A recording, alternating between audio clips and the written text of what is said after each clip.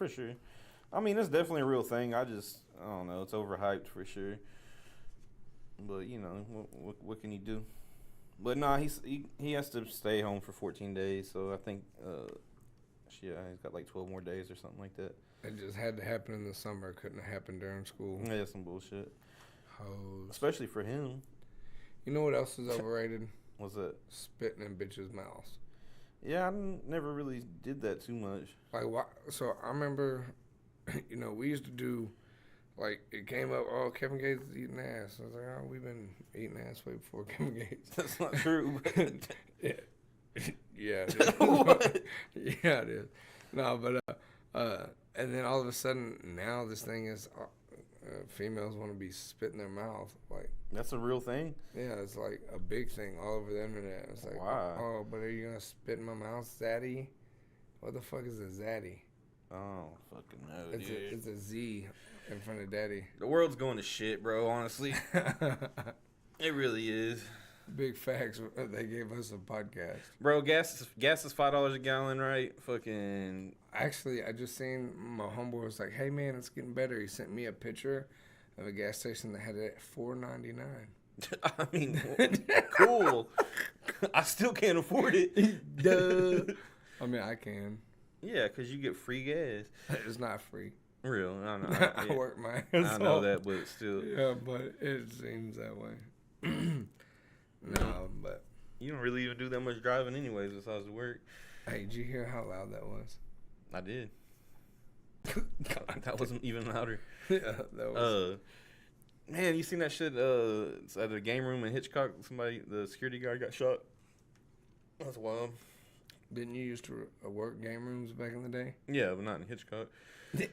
I mean, not that makes a difference, but definitely not, bro. I feel like people were more likely to get shot in the Cliff and San Leon. Yeah, but I mean, it's like, and then everybody on the fucking Facebook shit's like, "Oh my god, you know, why is this happening?" Blah blah. It's like because there's a fucking game room, bro. Like, what the fuck? Yeah, like everybody's leaving with cash. Yeah, and showing up with cash. They're like, why aren't they hiring real cops to be there? And it's like, I don't think you can do that, dog. You're definitely not even supposed to have a game room. And then there'll be other people commenting on there like, oh yeah, well it's legal in Hitchcock. Like, what? It doesn't even make sense, bro. It's not legal in Texas, so maybe Hitchcock overlooks it, which obviously they do, but doesn't make it legal. You know what I'm saying? So I used to think it was hilarious, right?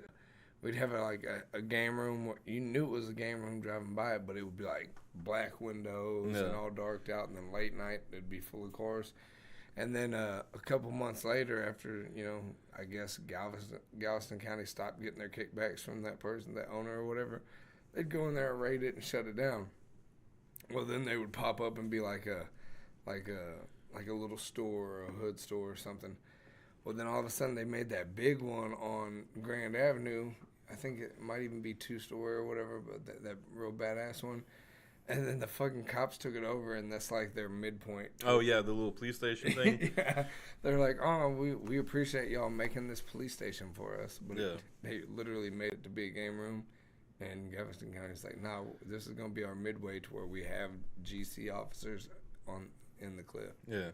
And don't get me wrong, I mean, I like the game rooms. I've fucking worked there, made good money there, and fucking know tons of people that go to them. But it's just like, don't be surprised when some shit happens whenever, you know, you allow all that shit into your town. Yeah, there's going to be some consequences with your actions for sure. But and I feel like that's what made Cliff and San Leon so hood is we did have pawn shops and game rooms and liquor stores on every corner. You know what I'm saying? For sure. It was like it was their way of trapping us there, keeping us there. They didn't want us to come out of there.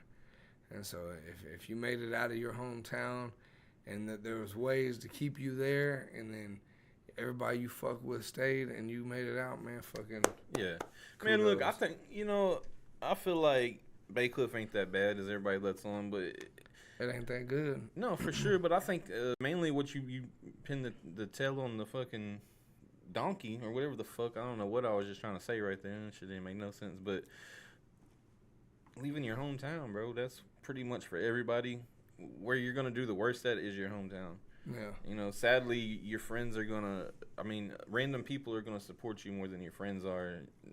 It's unfortunate, but it's the truth. Bro, I just seen this thing saying a client will become your friend before one of your friends will become your client. 100% fact. And that is so fucking amazing. I've met so many people through Coastal Savage, and people just hitting up our Facebooks, like, hey man, we just seen your stuff in Beaumont, or you know, I'm up here and Tyler, I seen your stuff, or somebody be in Florida. Oh, I just seen this in Florida. Yeah. And you know, where do we get the merch? I'm like, man, just let me know what you need. I'll send it out there to you, and then we talk or whatever. And they'll like send me pictures of them wearing Coastal Savage hats in Belize or wherever the fuck they go to vacation. Meanwhile, half the people that your friends ain't gonna support you until they think that you already made it. Yeah. Which is, at that point, it's like, damn, So, yeah, I legit had, and if this comes back into my inbox, we could talk about it then. But I had a friend hit me up who was like, hey man, you want to send me 15 hats? I'm like, yeah, I can send you 15 hats. And he was like, oh yeah, just send them to me, and whatever I sell, I'll send back to you. Blah blah. I'll send you like 15 back. I'm like, what? He was like, yeah, I'll like $15 on a hat. I'll send back. Blah blah blah. We can make some money. I'm like, bro, this ain't weed, bro. Yeah. I'm like, if I send you however many hats, the price is what it is. Unless you got a storefront. Yeah. And that we're going to continue to do business, and there's going to be some kind of like an avenue of revenue that we can make steady, then that's whenever we start talking about wholesale prices. But you getting a few hats and thinking you're going to make $5 a piece on them, and that we're just going to split it down the middle off my name and off the work that I've put in, and my boy Cooper taking over the whole local scene where we grew up at, and like this shit has been pushed all the way across